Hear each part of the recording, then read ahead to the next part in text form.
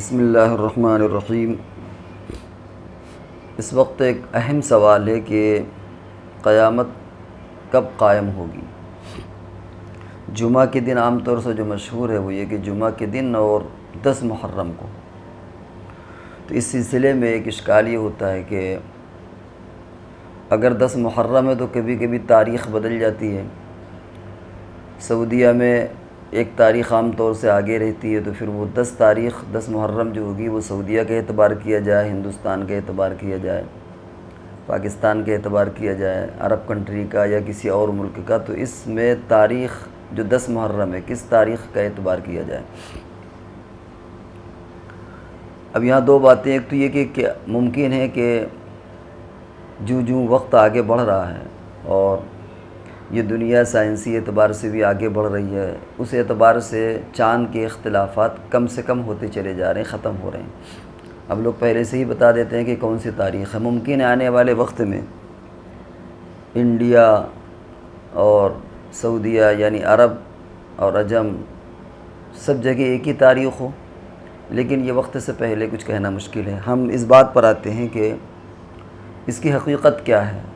کہ کیا 10 محرم کو قیامت قائم ہوگی، یعنی جمعہ کا دن اور 10 محرم۔ تو اس تعلق سے دو باتیں ہیں۔ ایک تو جمعہ کے دن کا قائم ہونا، یہ تو صحیح حدیث سے ثابت ہے، مسلم شریف اور دوسری حدیثوں سے ثابت ہے کہ جمعہ کے دن قیامت قائم ہوگی۔ لیکن جہاں تک تعلق 10 محرم کا ہے کہ 10 محرم کو قیامت قائم ہوگی، عاشورہ کے دن جسے عاشورہ بھی کہتے ہیں 10 محرم کو، یہ بات اکثر محدثین نے اس روایت کو موضوع قرار دیا ہے۔ چنانچہ ہمارے پاس ایک تفصیلی مضمون ہے جس میں اس تعلق سے بہت زیادہ تفصیل ہے، اور ہم پوری تفصیل تو نہیں بیان کر سکتے، لیکن مختصر انداز میں یہ کہ امام سیوطی نے الدار المصنوعہ فی الاحادیث الموضوعہ میں اس روایت کو موضوع قرار دیا ہے۔ اسی طریقے سے ابن جوزی نے بھی اسے موضوع قرار دیا ہے۔ تنبیہ الغافلین لابی اللیث سمرقندی میں بھی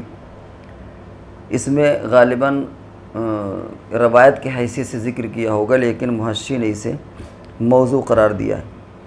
اسی طریقے سے اور بھی بہت سی کتابیں ہیں جن میں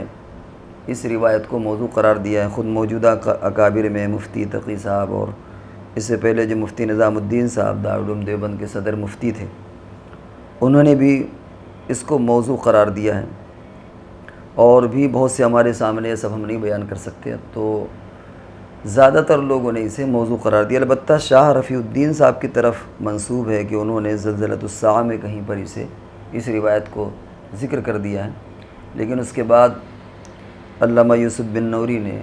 عرف الشذی میں بھی کہیں شاید یہ روایت ذکر کر دی گئی ہے، لیکن علامہ یوسف بن نوری رحمہ اللہ نے اس کی وضاحت کی ہے کہ ہم نے کتب احادیث کو کھنگالا اور دیکھا، لیکن کہیں ہمیں یہ حدیث نہیں ملی، جہاں ملی ہے وہاں وہ موضوعات کے قبیل سے ملی، اور ممکن ہے شاہ رفیع الدین صاحب نے کہیں پر اس کو سرسری طور پر پڑھ لیا ہو، اور چونکہ تنبیہ الغافلین یہ صوفیوں کی کتاب ہے تو اس کو نقل کر دیا ہوگا، تحقیق نہ کی ہوگی۔ تو خلاصہ یہ کہ جمعہ کے دن قیامت کا قائم ہونا یہ تو بالکل صحیح حدیث سے ثابت ہے، لیکن 10 محرم کو قائم ہونا یہ صحیح حدیث تو کیا بلکہ یہ موضوع حدیث سے مراد ہے کہ جس حدیث کا کوئی ثبوت نہیں ہوتا، گڑھی ہوئی حدیث ہے، اس میں یہ چیز موجود ہے، لیکن کسی صحیح حدیث میں عاشورہ کے دن 10 محرم جس کو کہتے ہیں اس دن قیامت کا ہونا یہ ثابت نہیں ہے۔ تو اب وہ اشکال بھی ختم ہو جاتا ہے